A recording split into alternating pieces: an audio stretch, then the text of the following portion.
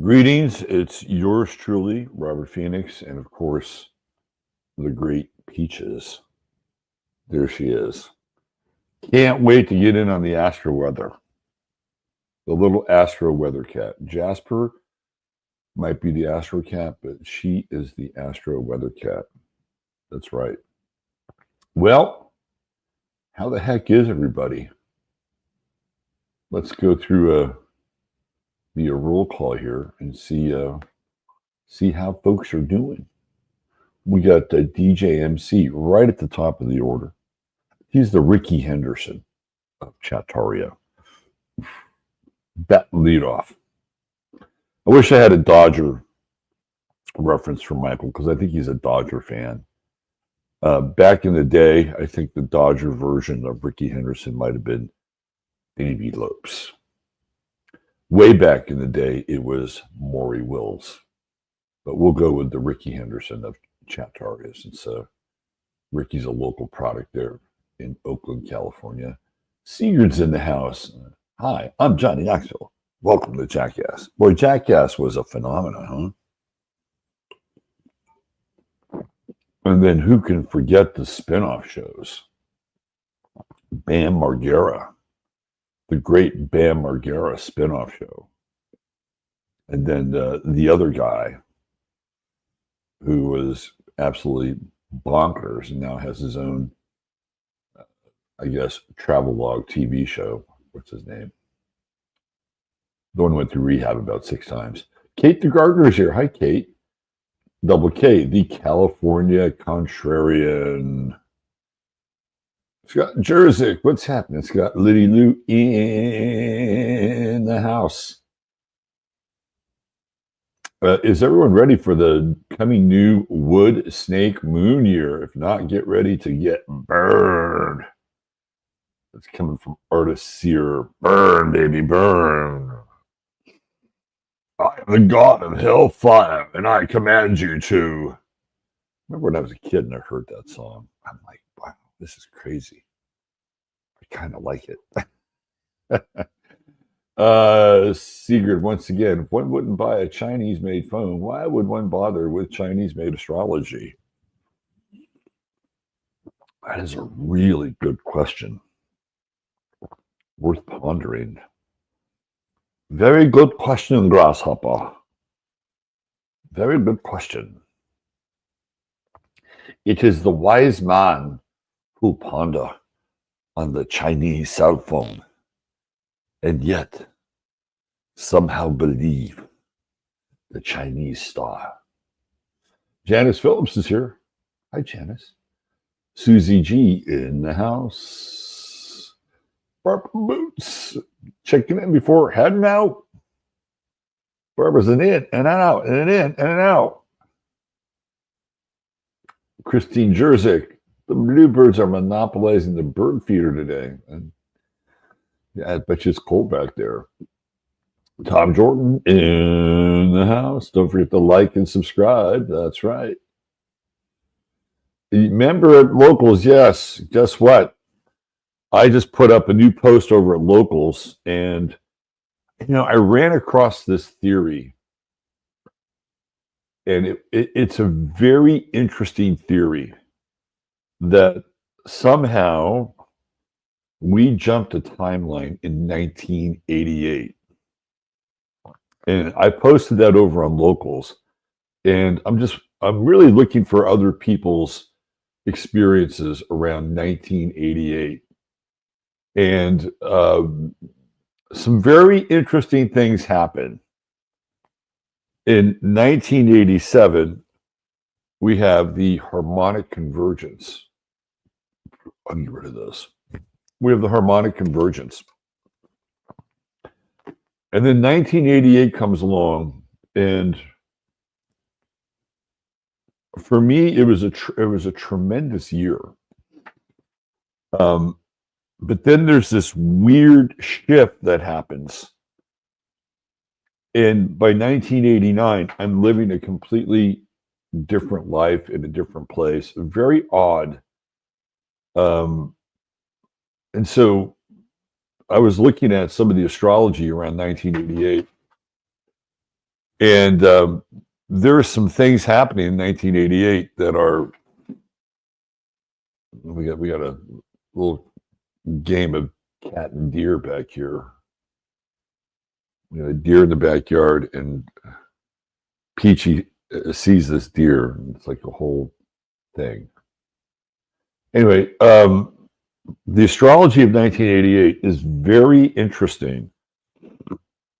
So anyway, I put this up over on Locals. If anybody is over there and you have had an unusual experience in 1988, like you're living a life and then all of a sudden something happened and flipped and changed, and you were living like a completely different, it was weird. And I personally thought it was just the astrology of my life, right? Like I thought it was me going through my Saturn return and then going through my chirotic crisis. But something much bigger was afoot. And of course, in 1989, we have the fall of the Soviet Union, which is a huge timeline shift, right? So there's this weird thing happening 1988, then 1989, and then by 1990, we're off into Iraq with Gulf War One. And so I've talked about that at length, and because that happened with Saturn and Aquarius. And every time something happens with Saturn, every time Saturn is in Aquarius, there's this major event that takes place and completely changes the entire world. If you go back to the previous Saturn and Aquarius cycle, it's when Kennedy is assassinated. And then the next Saturn and Aquarius cycle is, of course, COVID. So those three Saturn cycles are really significant. You've got Kennedy, Gulf War One, and then you have COVID. So if you are over on Locals and experienced anything unusual around 1980, I'd love to hear your story because I'm going to talk more about it on Sunday night. Let's see. Who else do we have? Did I say hi to Susie G? You get to, Susie G. Moira from Kingston, the historic first capital of New York. Well, today we'll be looking at our star of the day, which is, I believe, the first and only capital of Washington State, also known as Olympia. Olympia is our star of the day. Oh, look, Robert Phoenix is here. Hi, Robert. Good to see you. Josie's Jazzy Junk. Glemma Spank. Hi, Glemma. Strange Bad Dreams 2 nights ago. Where is Neptune? Neptune is still, I believe, retrograde. But by the 28th, it moves forward. All the planets moving forward, all of them aligned on a string. Just like we talked about, almost every single planet, with the exception of Pluto, is visible in the night sky, all lined up in a row. February 28th is the magical night. Yeah, man, I had some heavy dreams over the weekend. Really heavy dreams over the weekend. You got to be careful what you're programming your sleep with. Last night I was listening to the Great Hermetic Laws. That was a nice thing to go to sleep to. The 8 Great Hermetic Laws.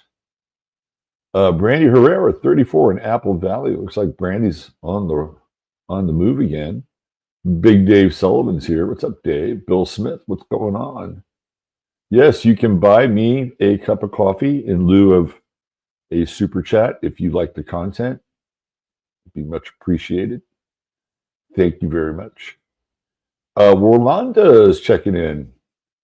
The Queen of Scream, she's here. The lovely and talented one, saving Austin one tooth at a time. Mr. Gray No More is under the weather today. Oh, sorry to hear that. Get that under the weather funk. I managed to beat one back. A couple of weeks ago, I was going there, and I threw the kitchen sink at it, and the kitchen sink prevailed. Bo's here, Kabuki Theater. What's going on, Bo?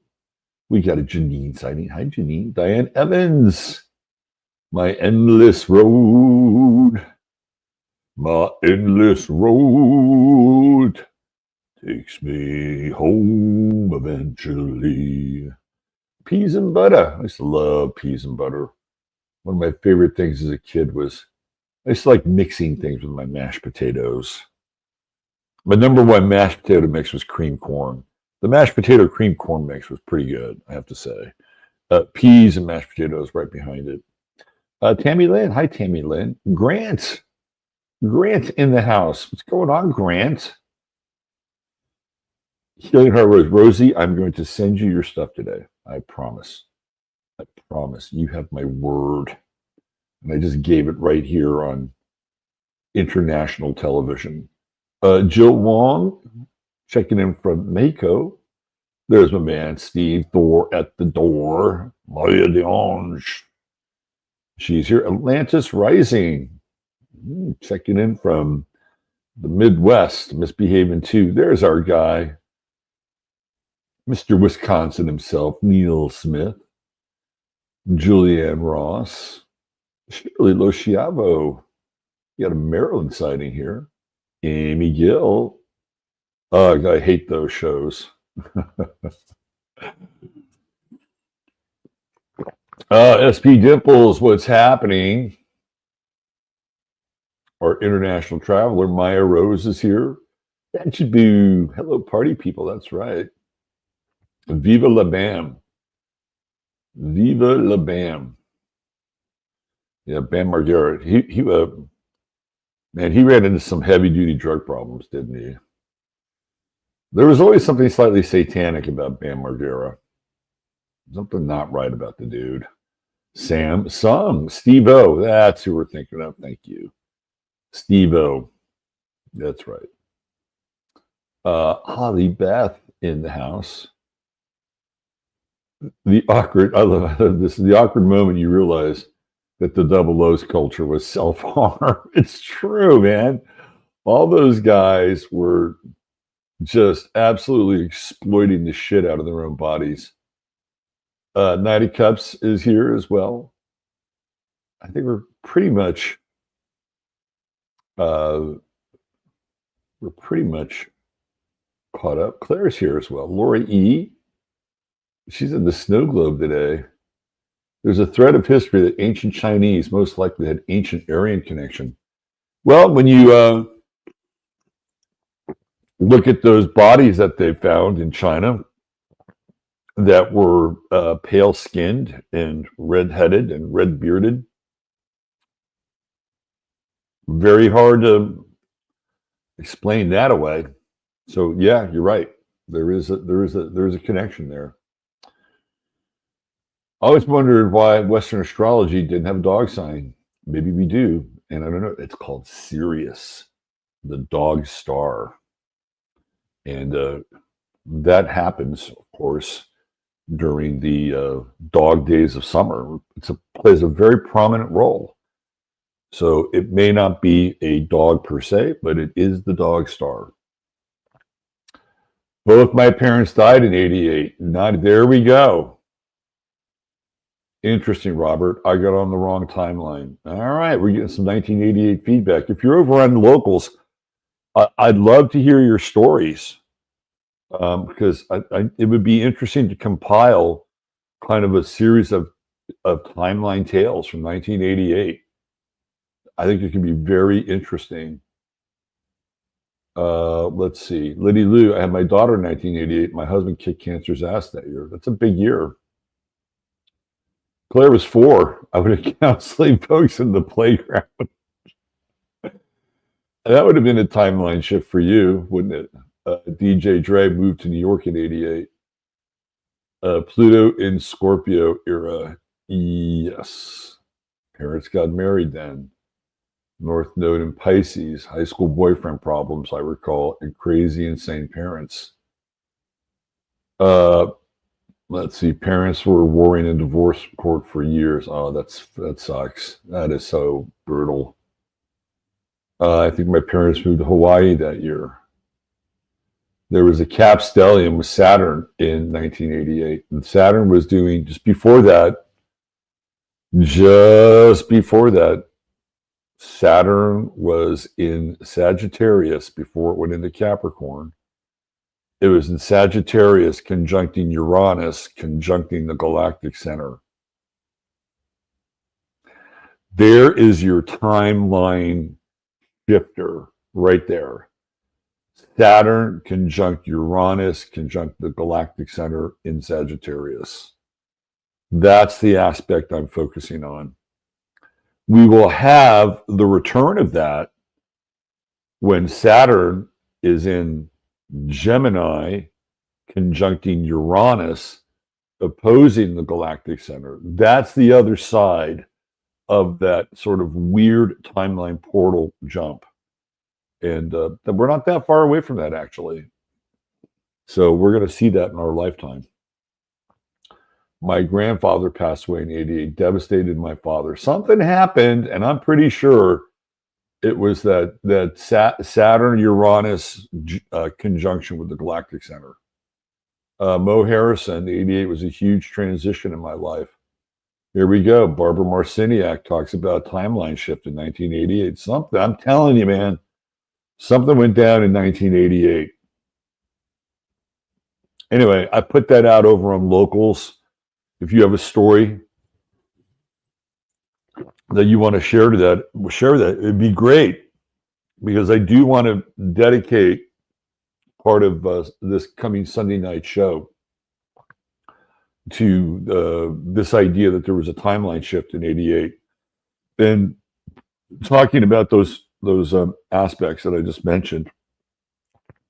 Obviously, the Saturn Uranus conjunction in Sagittarius conjunct the galactic center. That, to me, there's something there with that, and I'd love to string together some quotes, so you put that together. And you can be anonymous if you want, or you can have your name attached to it. But I want to kind of build a show around that on Sunday night. So if you're over on Locals, here's your chance to participate. You want some more feedback and input and stuff from me? Here you go. We're on the path. All right. Let's talk about the astrology for today.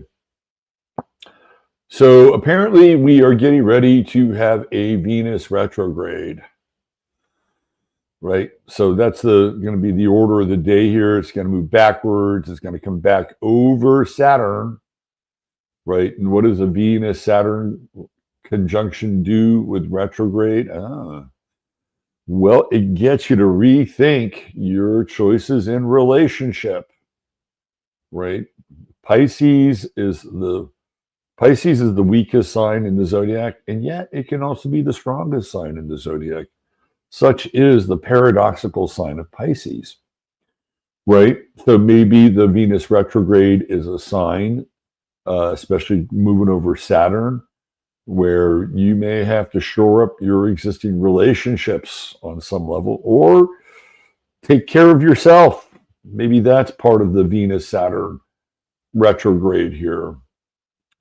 Because Venus and Pisces, it's like there's no boundaries. There's no boundaries. Everything is open, right? Everything is open. Everything is flowing. Everything is everything. Especially as it moves closer to Neptune, where there's this potential for supernal bliss. However, just as you're about to reach out for the golden ring, Saturn goes retrograde, and then you remember that there are certain responsibilities that you have here, either to self or to other.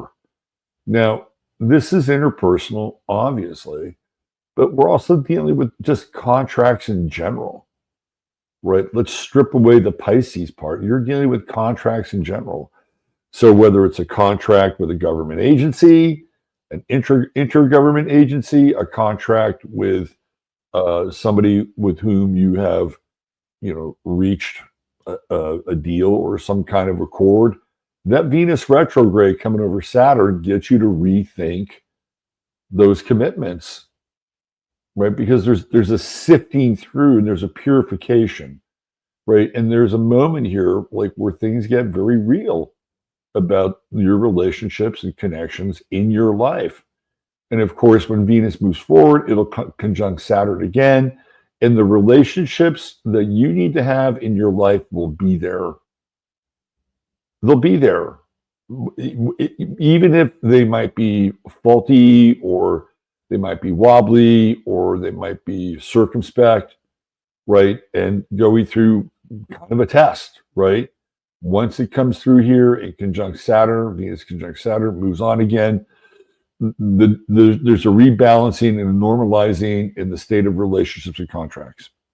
This guy I used to know, funny guy. He was very into astrology, and he was this. I wonder how old he is now. He's got to be like somewhere in his late 70s, and he was in the music business, and he did like managing, marketing, merchandising. He was very involved in the music world.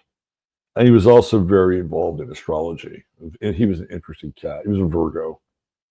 And he says, "Oh, I remember like meeting him for the first time at this job I was at, this place I worked at. He came in from New York, and he knew some of the people at the company. And he found out that I was really into astrology. And he was like really excited. And then he found out I was born on the 22nd. He says, your son's at 29 degrees. There's no energy left there. There's nothing left there." I know, right? I know. This is what I have to deal with my sign, right? This is, it's the anaretic degree. Anyway, he told me that if somebody's meant to be in your life, they will be in your life. And I thought, well, that's kind of an interesting perspective, and that's something that I would agree with. So keep that in mind as Venus and Saturn do their astro sandpaper moment, because that's what happens, right? When planets are going back and forth over Saturn, it's like sandpaper. It's like it's grinding it down. It's grinding the rough edges down, so that all that's left on the other side of it is something that's smooth, right? Nice and smooth. And what's left is what's left, and what you have is what you have, and what's real is what's real. And that's where it's going to be with this Venus-Saturn retrograde. The other thing here, if you want to take it up to the collective level, to me, this is immigration. This is big-time immigration energy. And on Sunday night, I talked about how on Monday we would hear a politician basically kind of railing, right? And I don't know if you saw the governor of Oregon. What's her name? Kotex? Oh, it's Kotek. Governor Kotek. I don't know if you saw what she said, but this is right in alignment with what I was talking about. Tina Kotex. What did she say? What did she say?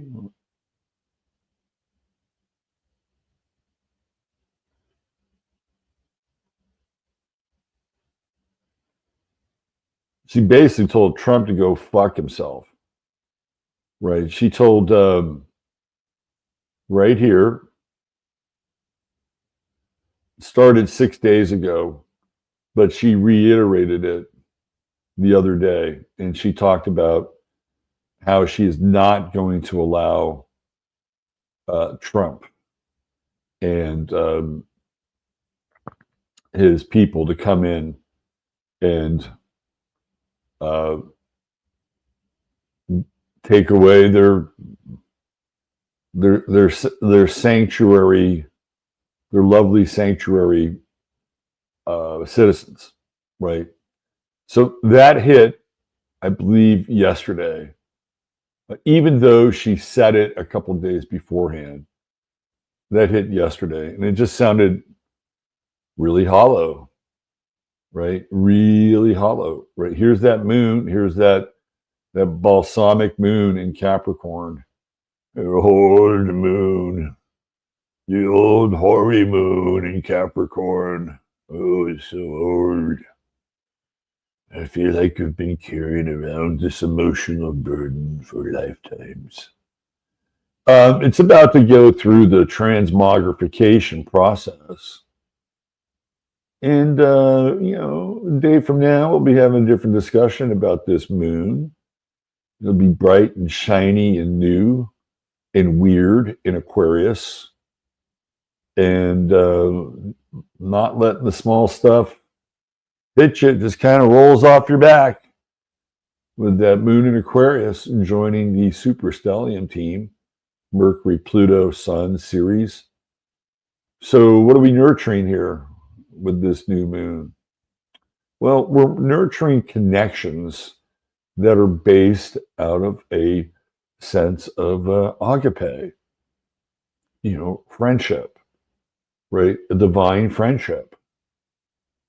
This is really interesting, right? We just had the Sun-Pluto conjunction, and I believe this is going to be the first new moon in Aquarius with Pluto, right? So we just had the first with Trump and being elected, or actually being inaugurated, and now the moon's coming. This is the first time, right? So the other thing with this moon is we're going to get visions of the future, visions of future living, also visions of future families with the moon in Aquarius. Very interesting. But today we're in just the final stages of letting go. Mercury's moved into Aquarius. And so what you're going to hear, just in terms of the Vox Populi, is a very different kind of voice. There's a hint of genius in the air, and it's available to everybody, Think of this as being something along the lines of, Tesla, and that the genius of the ether is in the air, and everybody has the antennae to pick up on it, right? That's Tesla's technology, literally, to pick up on the transmissions of genius through the ether. And Mercury in Aquarius is it's the old satellite dish for that. So this is going to be a very interesting period of time, and I think we're going to see the reset of the table in a huge way on a federal level. Like we're gonna see the beginnings of the rollout of this new Aquarian government. Now, if you paid attention to the show I did with Russ, which was about a month ago, we're getting ready to see Russ Winter again here. The show I did with Russ and the show I did with David and Evan, what about a month and a half before the inauguration, but also on Sunday night, the Sunday night with me and David, Evan, and Mario, I talked about how Trump is going to do away with income tax. I said it's coming, right? The IRS is going to be abolished. And what did he announce yesterday? He announced that is his plan, right? That he plans on retrieving that revenue from tariffs from other countries. Now, that could send the retail market into a absolute shock price-wise. But there are going to be things that people they have to buy. So they're going to have to pony up, and maybe that's going to, increase inflation with foreign goods, but it's going to make up for some of the shortfall. But ultimately, the tariff game is just a temporary fix. It's like a little mortar in the wall. So they're going to go in. They're going in on digital currency. They may not have a CBDC, but they're going to have a version that's going to be based on their own. It won't be called a central bank digital currency because there will be no central bank. Yes, that's the other part. They're going to get rid of the Federal Reserve. I've been talking about this. The Federal Reserve and the IRS are going to go away under the Trump administration. And the IRS is already well on its way to being decommissioned. when they send 80,000 IRS people to the border, whether they show up or not, that's a whole other story. But it's going to happen. And it's going to represent a massive sea change in terms of the economy, dollars, the fiat money system. It's all coming, right? It is all coming. And why is it going to happen? Because the old system has run its course. There's no value left in the dollar. They just can't be doing the, what do you call it, the reflow or the refi or whatever they, the quantitative. They just can't keep doing that. They can't keep kicking it down the road. They know that.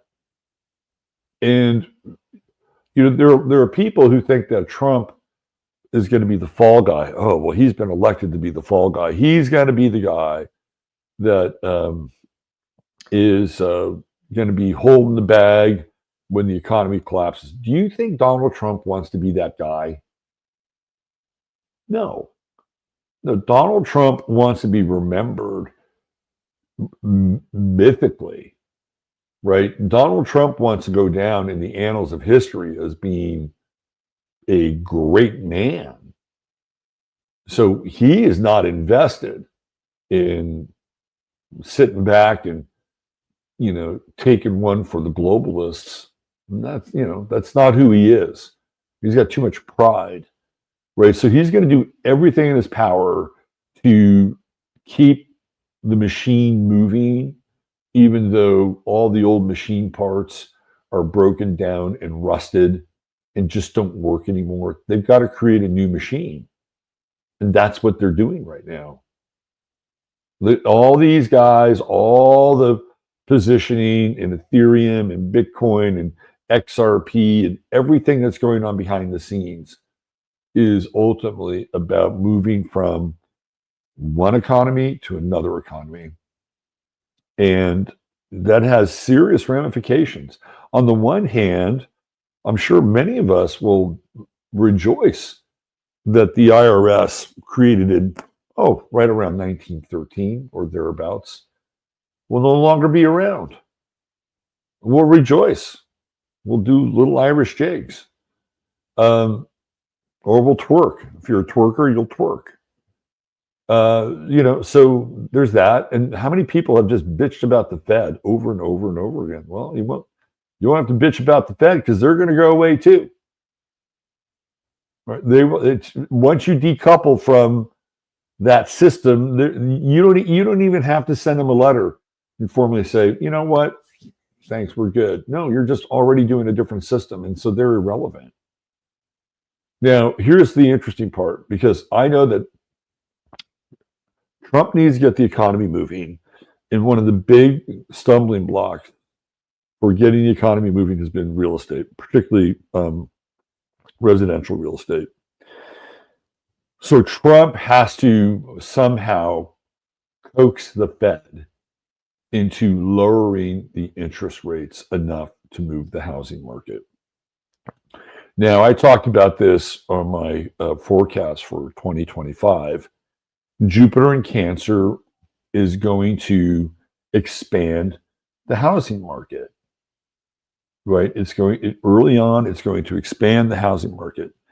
And what's going to happen is that there's going to be a weird kind of interface when Jupiter is squaring up against Saturn and Neptune in Aries. And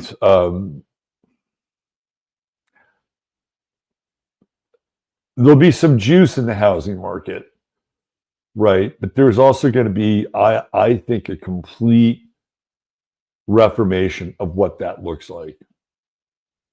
And I can only speculate. One of David's ideas was that people would be forced to go into these reverse mortgages just to pay for their end of life expenses, because there won't be any money in Social Security, there won't be any money for Medicare, but they'll have all these agencies set up basically to reverse mortgage your house so that you will be able to live comfortably You will not be able to pass on any intergenerational wealth, and the government will wind up owning your home once it's all said and done. I can see that. He brought that to the table. I can see that. If they're going to pare down these social services, and this is the collateral. The problem is a lot of people are already into their second, like they've already refied, right? Some people have refied 3 times.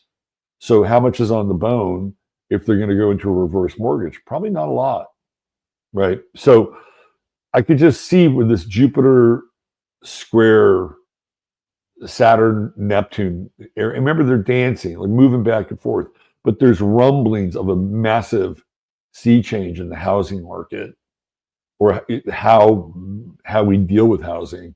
But early on, in June, when Jupiter does go into Cancer, I do think that the rates are going to go down. And that's a way to stimulate the economy. And Trump wants to be, he doesn't want to be the guy who said, well, the reason why the economy isn't working is because of Biden. He doesn't want to be that guy. So he's going to use every trick in the book that he knows so that by Q2 and Q3, he's the hero, right? So somehow he's going to have to work a deal with the Fed because they're still involved in setting the interest rates. In the meantime, he's also working behind the scenes to ultimately circumnavigate the Fed and create something completely new. So we're in a very interesting time, right? We are in historically transformational cycle of time. All right, so we talked about Venus, we talked about Saturn, we got into this Aquarian cluster, which is going to be significant. Like by the time we get this moon coming in here and it's new, we're going to get the hint of like a new deal. And ultimately this is kind of what they're working on. They're working on this sort of new Aquarian digital virtual deal. I'd be very surprised if we didn't hear the stirrings or the hints of it within 2 days' time in hatching this thing, right? What has Trump done in 6 days, 7 days? He's done more in 7 days than Joe Biden did in 4 years. Although Joe Biden did a lot in 4 years, it just wasn't. It was all regressive, right? It was not anything being built out or remotely interesting or new. Let's see. Uranus is still retrograde. Jupiter is still retrograde. Of course, Mars retrograde until February 28th. And today we have the last kind of degree of that Mars-Moon opposition, the simmering energies, the frustration, the inability to achieve some kind of emotional fruition. Once Mercury moves into Capricorn, Aquarius, it'll cool out a little bit. It'll take some of that edge off of that opposition. The same with Mercury. Mercury's been over there as well, right? And maybe for some of you, it's been a huge release point to get things off your chest. Well, that's coming to an end. So if you had to metaphorically put water in the kettle and let it steam over, take the kettle off the burner and go make some tea. How's that sound? Let's see. We also have a sun. We have a nice little Sun Jupiter trine here today. It's getting closer. It's getting closer, and I think people have the very guarded optimism. In 2016 when Trump was elected, it was pure, unabated, undiluted optimism. Oh my God, I can't believe this. This guy got elected. He's not an Obama. He's not a Bush. My God, it's not a Clinton. Wow. This time around, it's not really the same. Because we went through 4 years of being battered and bruised by one man's occupation in the White House. Some of it not even his own fault. Just a gang of people conspiring to make his life and our life a living hell as a result of it. And that's over with. It's done. It's done. It doesn't mean that the ideologies go. The ideologies are always there. somebody's going to run across Marx, and they're going to read Marx, and they're going to think, oh my God, this is the fucking greatest thing I've ever read in my life, right? Or they may run across the Little Red Book and read Mao and say, oh my God, this is the greatest thing I've. I mean, those things are always going to be out there, and there are always going to be people that are going to read it, and it will become canonical for them. But the what I would call the nuclei of the opposition has been shattered. We are in a time where I've never seen. Well, I guess maybe you could make a case that Reagan in 1980 would be similar, but there wasn't the degree of like political correctness and diversity and all the things that we've had to, kind of hammer against over the last 8 years. That wasn't happening during Reagan. And so a really good example of that was just the other day, J.D. Vance was on with, what's her name? Kathleen Hanna, I think that's her name. And she was trying, again, this is one of those Mercury sort of last degrees of Capricorn moves, right? Well, what about the refugees? And, they're it's not their fault that, their homes got bombed out. And, she's trying to make a compassionate case. And J.D. Vance is basically saying a lot of these people are unvetted. And then she's trying to make a case that they are vetted, and they weren't vetted. And he talked about at least one specific case where this guy who was unvetted did something that was not cool. And he said, and I don't want these people living in my neighborhood, threatening my family and my children, and neither should you. And you may think that that's just a common sense, logical answer. But how long have we seen, so-called modern politicians, modern being in the last 8 years, knuckle under and not respond to somebody in that way? Yeah, pretty consistent. Well, our hearts go out to all those families who did have that tragic experience. But we know in our heart of hearts that many of these migrants, they're just looking for a new place to live, a fresh start. And, we have vetted as many as we possibly can. The system isn't perfect. People will fall through the cracks. And it's up to us to continue to focus on that and to make the system even better, to make the vetting process more complete. And those that have fallen through the cracks, well, we're going to have to be very vigilant and make sure that, they're not doing that kind of damage to our communities. Like, that's what you would hear.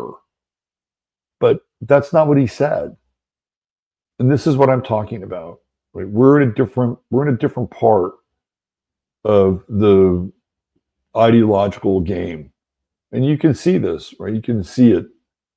And as Mercury comes more into this trine with Jupiter, you're just going to hear more and more people in that space. And even in your own life, Mercury in Aquarius is a really interesting aspect. Of all the planets that are in Aquarius, Mercury for me is the one that's always in the best position because it's exalted in Aquarius, very bright, right? So we're in this place now where new ideas, new concepts, being unfettered by groupthink, Mercury in Aquarius can stand out from the group and say, hey, this isn't working. This doesn't fly. And so, when you see somebody like J.D. Vance do that on TV, what does that do? It emboldens more people. Right? Like, well, if J.D. Vance can do that, well, I can do that too. And this all started with Trump, when Trump became the Vox Populi. So we're going to get more of this. And we're going to get more people who are going to have the courage to stand up and, kind of say, I'm mad as hell and I'm not going to take it anymore. right? Now, there's always a risk there because people can be herded into like groups based on that. So anyway, there you go. There's your Astro Weather. I could probably spend another 20 minutes on this chart, but 20 minutes we don't have. In the meantime, let's get into our True Hemp Science star of the day, which I did not include. But you get it now. Let me break this in a little bit. Oops. There we go. All right, your True Hemp Science star of the day is Olympia, Washington. You know, every now and then I like to do the geography, the astrogeography of a place. And before I dive into the state capital of Washington, just a quick word about True Hemp Science. It is your one-stop shop for all things CBD, CGA, and THC.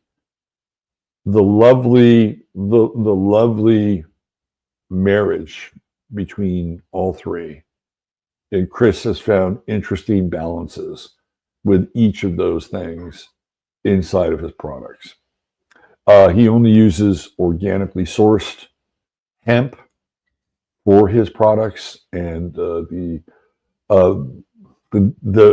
distillation process, the cold pressing, right? It is top notch. So if you go to True Hemp Science, check out their really cool selection of CBD products and spend $100, type in 15MINS, and you will get a free goodie bag. That's right, a free goodie bag, which is an order within an order. $150 more, get you free shipping, and there's always a 30-day money-back guarantee. True Hemp Science, your one-stop shop for all things CBD, voted best CBD dispensary in Austin in 2024. All right, let's talk about Olympia, Washington. Of course, it's an Aquarian city. Look at that sun right down there in the fourth house. There's Chiron. There's the True Node. There's Ceres. There's Vesta. There's a lot of Aquarian energy tied up in Olympia. And this is part of the timeline story. This is part of the timeline shift story. I wound up in Olympia in 1990, September of 1990, sort of on the back end of this crazy time shift. And I start to have all these really strange paranormal dreams and, you know, connecting with alternative lives and things like that. Very unusual time. And I wound up going there just for a couple of days, and I wound up staying there for 2 years. So one of the things that you can draw from Olympia is with the sun in the fourth house.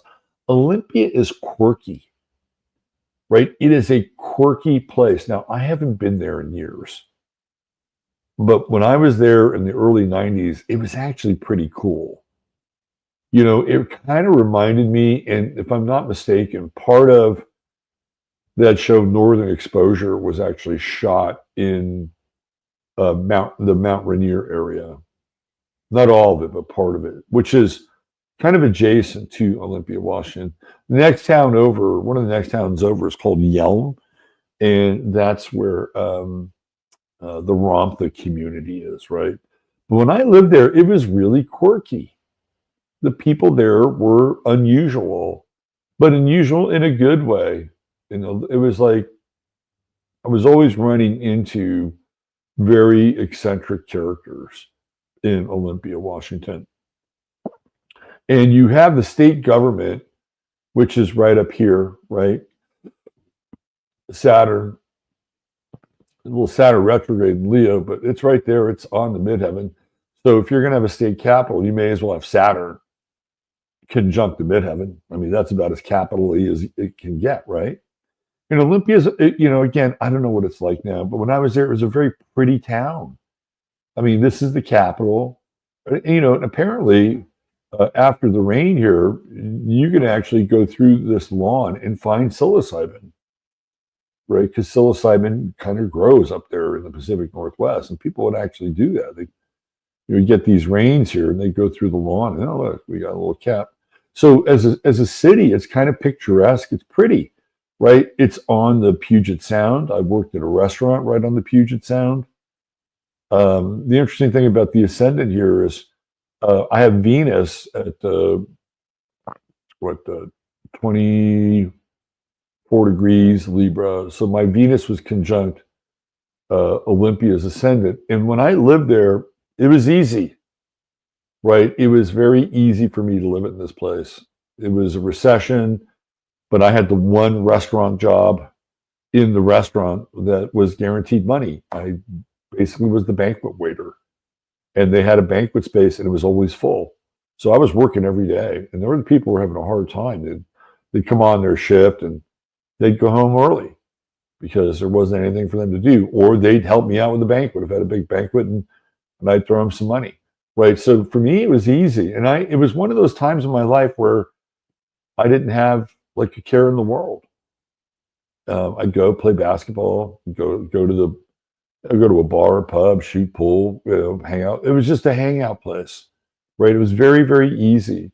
And, it's easy on the eyes too. I mean, look, it's a pretty place. But then you have this scorpionic energy. And there's something beneath the surface of Olympia that's very, very intense, right? It's kind of a cooker, and there's kind of a darkness.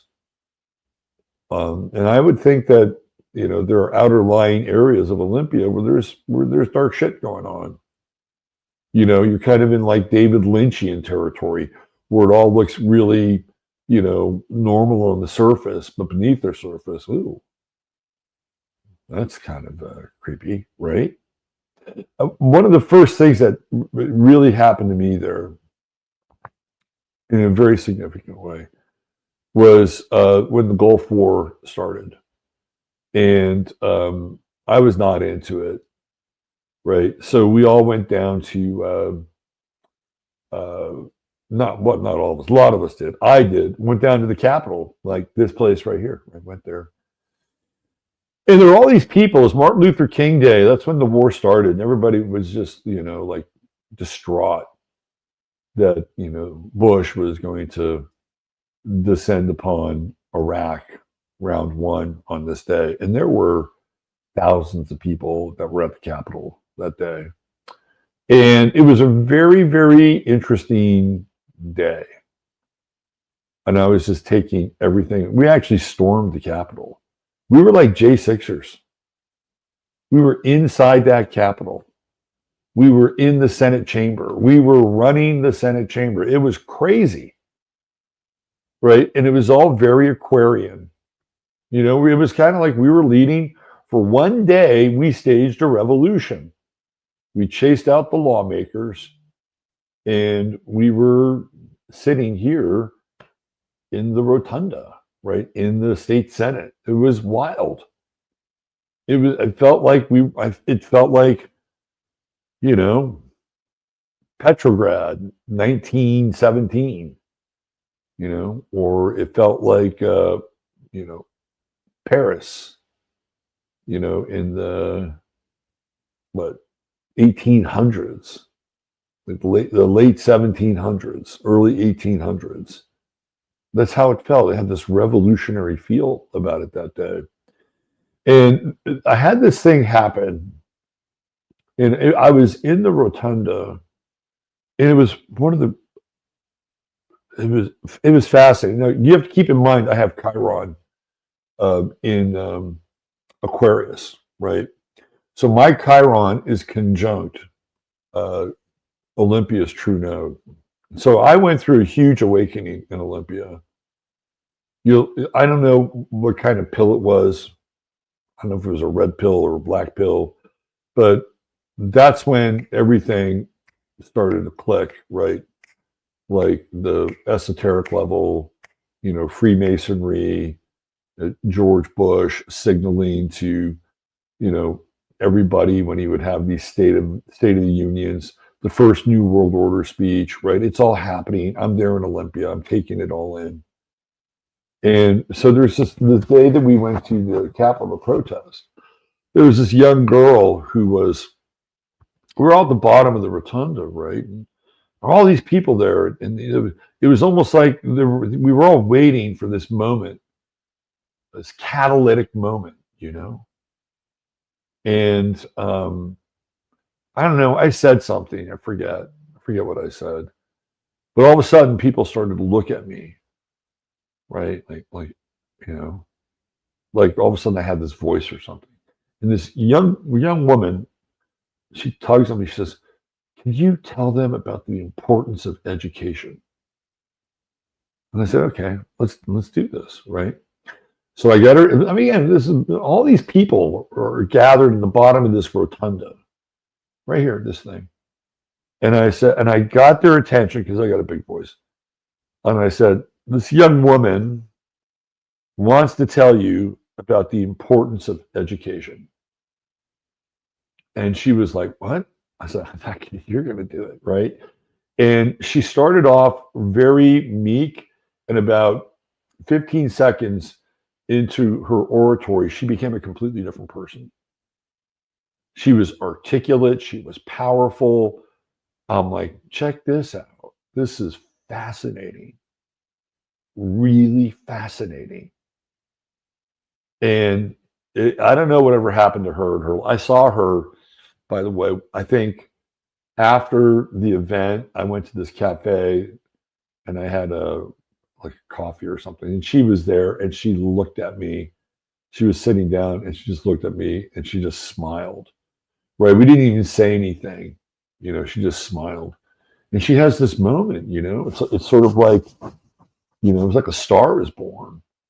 And then that ends, and all of a sudden I get this camera thrust in my face. And I got this person asking me questions. I'm like, it got really weird. It's like, who are you? You know, why do you want to talk to me? You know, and so for me, I'll always associate Olympia with the Aquarian energy. And the day that, you know, we played J6 and we took this place over, right? And in a lot of ways, that's kind of how Olympia is wired. You know, it's this dynamic tension between the system and the people. And, you know, it's no mistake that Evergreen College is also in Olympia and has contributed to a lot of very eccentric people living in Olympia. So that was the weird thing about Olympia too, is this dichotomy between the state, and you'd have these state workers, right? People that just supported the state and the, you know, all the government things that go along with it. And then you had, you know, really eccentric people, a lot of whom funneled out of Evergreen College and matriculated and still live in Olympia. So you had this weird dynamic tension between these two groups of people, which I thought was really interesting. It was very, very interesting. You know, and I feel like that there is, I mean, for me, there was always a sense of just living and not living in this place. You know, with the moon in Sag and Venus in Sag. I had Jupiter conjunct Venus there. Like, it was a cool place for me.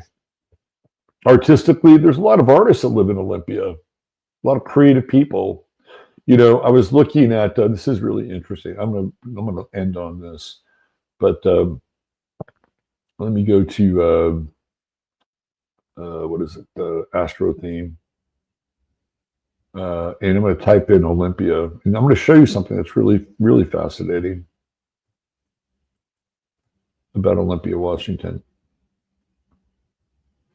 Okay, so I'm going to share this. All right, so there's the chart we're talking about. What's interesting here is horoscopes having the same aspect, Pluto midheaven square with an orb of 1.03 degrees. Kurt Cobain. Kurt Cobain was living in Olympia just before Nevermind broke. That's where they were. So there's something about this aspect with the Pluto midheaven square, and also the same Pluto midheaven square. So here's Pluto right here, right? Squaring Saturn on, or the midheaven right there that Cobain had. It was like a launching ground for Kurt Cobain and Nirvana. That's where they were. They were not in Seattle. They were living in Olympia, and they went from Olympia straight to the top of the charts. And I'll never forget, I walked into Evergreen Music, and they had, like the Nirvana album, Nevermind, but it was just a cutout. It wasn't the entire album cover. And this is back when they had albums. They had all of them kind of hanging from the roof or the ceiling. It was a huge promotional rollout for Nirvana. And it was the first time I heard Nevermind. I'm like, holy shit, this record is going to be huge. Really huge. Well, Olympia, Washington was the incubator for Nevermind.